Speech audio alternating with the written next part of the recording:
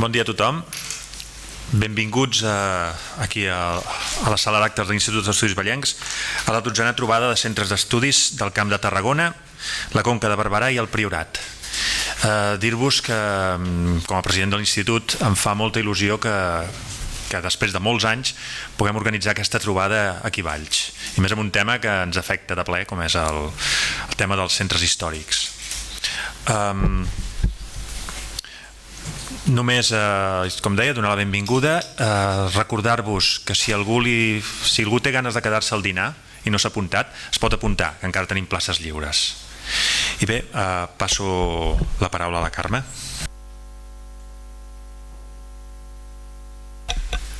Bé, bon dia, regidora de Cultura de l'Ajuntament de Valls, directora territorial de Cultura, president de l'Institut d'Estudis Vallencs, amics, amigues.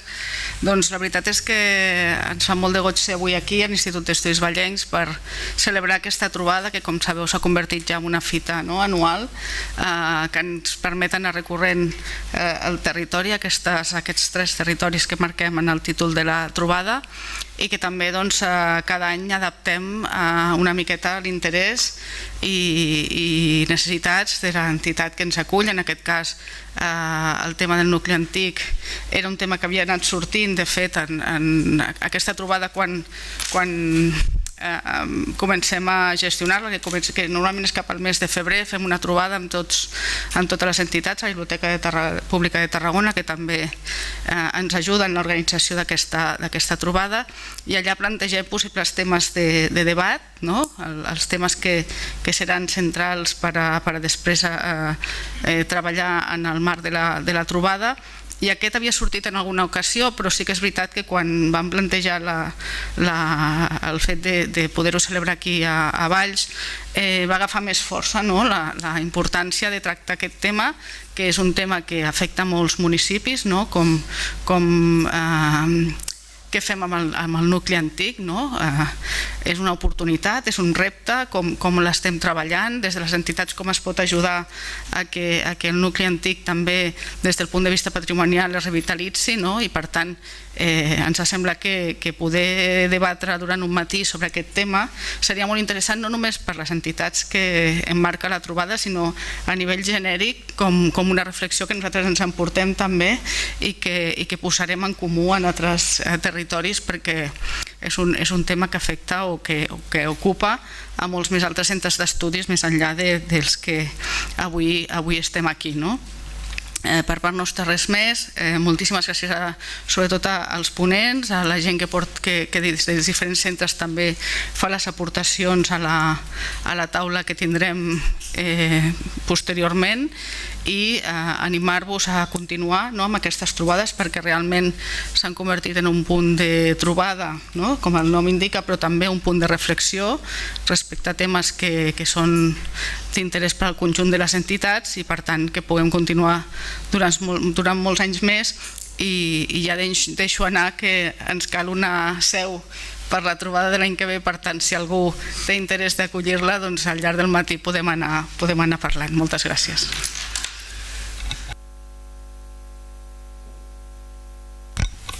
Bé, ara em toca a mi.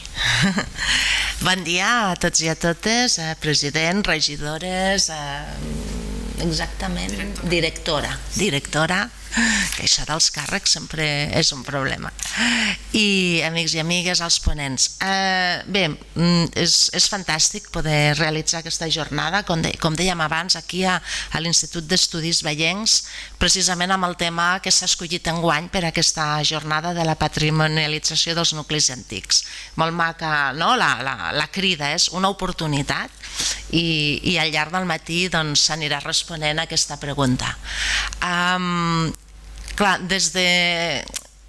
la feina que es fa des dels centres d'estudis és fonamental, Per tant, jo sempre m'admiro de tota la feinada que feu des dels centres d'estudis i la necessitat de tenir aquestes jornades i aquests temes de recerca, d'investigació, de posar sobre la taula aspectes que són vitals per al territori i que per resoldre'ls es necessita primer aquest pas previ de la investigació i la recerca. Per tant, moltes felicitats. En aquest cas, el tema escollit també ens toca de ple al Departament de Cultura, perquè estem parlant de patrimoni, però moltes felicitats per tota la feina i la tasca ingent que sabem que feu als centres i que no és fàcil. Sabem que també avui dia tampoc és fàcil aglutinar persones a l'entorn d'un equipament cultural o d'una iniciativa cultural com són els centres d'estudis, però que insisteixo que són necessaris i vitals per al país, per al territori i per al país en el seu conjunt.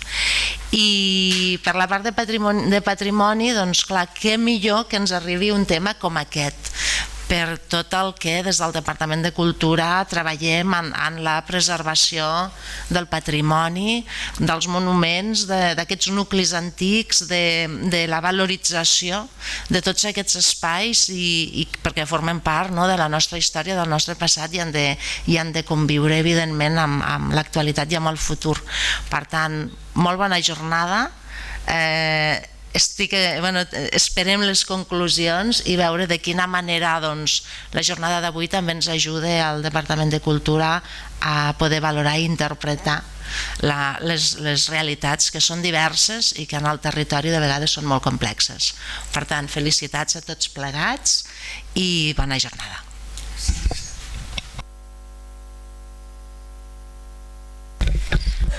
Bon dia a tots i a totes, directora dels serveis territorials, regidora, directora, president i tots i totes els que avui assistiu aquí en aquesta trobada. Jo en primer lloc vull felicitar els centres d'estudis que hagin escollit aquest tema. És un tema que és importantíssim per les ciutats. Els centres històrics són el que singularitza cadascun dels nostres pobles i ciutats, el que els fa diferents i per tant el que els fa interessants per viure-hi, per visitar-los i per ser-hi. I és important aquesta trobada també per conèixer altres experiències que seran segur inspiradores d'altres idees o de mirar d'aplicar altres experiències que han reeixit en altres municipis i que per tant es poden aplicar en altres ciutats i poden fer que tant els centres històrics com el patrimoni que hi ha als centres històrics estiguin més cuidats i siguin una referència a nivell de tot Catalunya. També vull agrair a l'Institut d'Estudis Vallencs que aculli aquesta jornada. Jo crec que és molt important que aquesta jornada se celebri a Valls perquè s'està fent molta feina precisament pel patrimoni que hi ha al centre històric de Valls i per la revitalització d'aquest centre històric i per tant és una oportunitat que m'agrada que hagi entomat l'Institut d'Estudis Vallencs i que després la nostra regidora ens farà el detall de totes les accions que s'estan fent. Res més, que gaudiu de la jornada, que surtin moltes idees, que surtin moltes experiències i que mica en mica puguem anar recuperant aquests espais. Gràcies.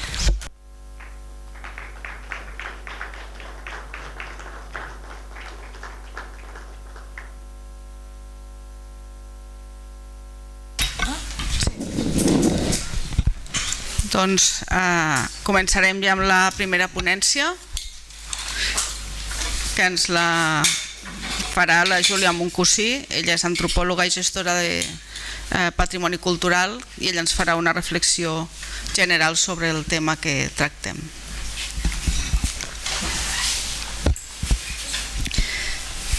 El títol de la seva ponència és Centres històrics, aparadors socials.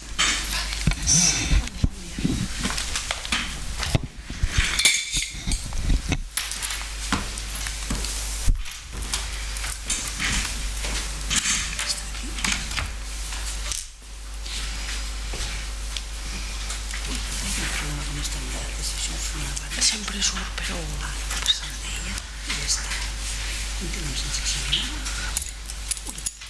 Vaja. Bueno. No, ja està. Bueno, gràcies. Sí.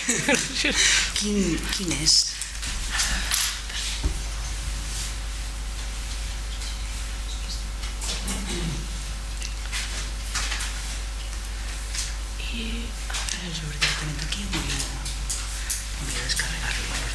No, així ja està bé.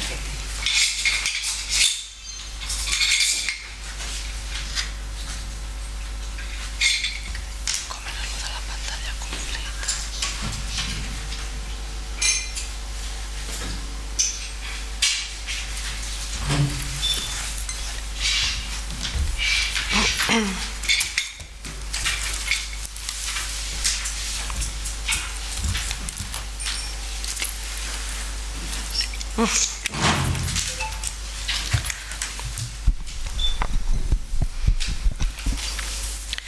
Bé, molt bon dia a tots i a totes.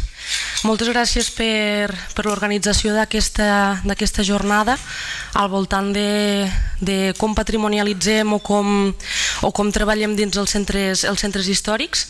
Jo soc Júlia Moncasí, soc antropòloga i gestora del patrimoni cultural i la ponència que us vinc a fer parla bàsicament sobre dos marcs teòrics que afecten als centres històrics i després com s'aplica a través d'un exemple local de la meva ciutat natal que és Lleida. La ponència l'he dividit en 4 apartats. Els 2 primers són aquest marc teòric que us he mencionat i després, per parlar del casc antic de Lleida en concret, parlarem no només de les característiques pròpies del casc antic com també d'alguns dels plans d'urbanisme aplicats i quins resultats han tingut. Bé, per començar, ens situem en que l'espai urbà, que és entès com el centre poblacional i el propi paisatge de les ciutats, segons el sistema capitalista és entès com un producte. Per què? Doncs perquè acaba esdevenint un escenari imprescindible on s'hi pot desenvolupar aquest sistema. Bàsicament perquè és a partir d'aquesta teorització com un producte que s'hi pot dur a terme una acumulació del capital a través de la propietat dels mitjans de producció i a més també acaba sent un escenari idoni on canalitzar la conflictivitat entre les classes socials. De fet, Engels, al 1873, ja analitza tant la societat com l'estructura social i les dinàmiques pròpies de les ciutats com a escenaris els quals la seva evolució depenen de les necessitats pròpies d'aquest capitalisme. Per tant, ens trobem en que aquest espai urbà, com us he mencionat, acaba esdevenint un producte on s'hi du a terme un projecte d'inversió del capital i de reproducció de la força del treball, que a més també està subjecte a aquesta producció de béns i de servei d'apropiació de les plusvàlues. No només això, sinó que el fet urbà es categoritza com tota l'evolució que té la forma urbana en diverses parts de les ciutats i els propis sistemes urbans, també queda sotmès amb aquestes regles de producció i reproducció capitalistes, amb la qual també passa a ser un producte. El fet que l'espai urbà sigui entès com un producte a ulls del sistema capitalista ens porta a 3 tipus de situacions en les que aquest espai urbà es pot categoritzar com a 3 objectes en concret.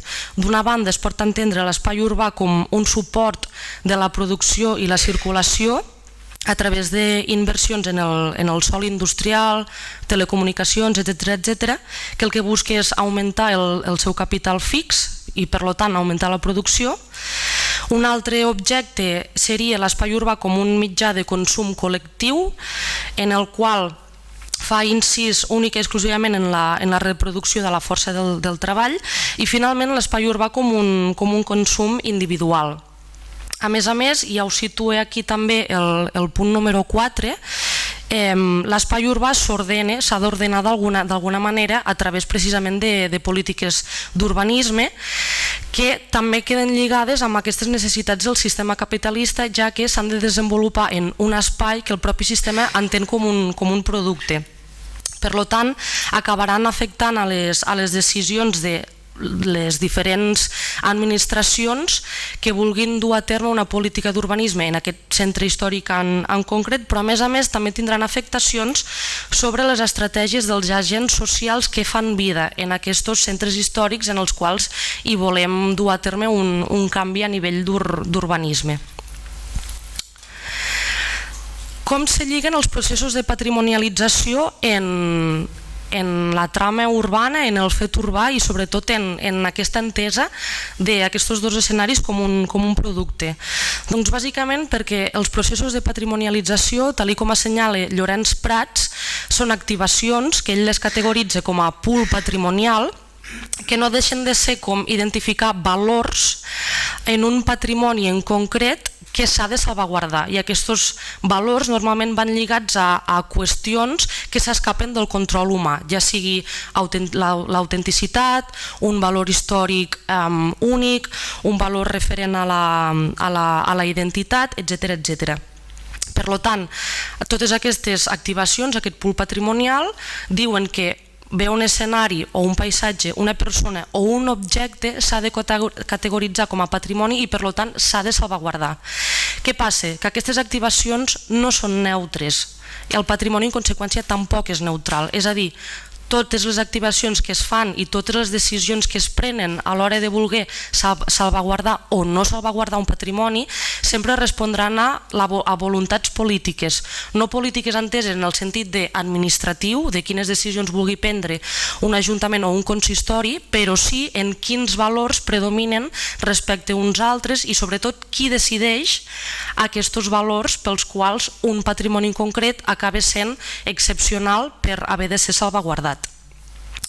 En relació a aquest sentit, tant Lowenthal com Smith assenyalen que la sacralització del patrimoni l'acaba convertint en una religió secular, perquè s'assumeix que de facto tot el patrimoni és quelcom definible, que es pot quedar estanc, que es pot normalitzar a través de normes, de reglaments, etc.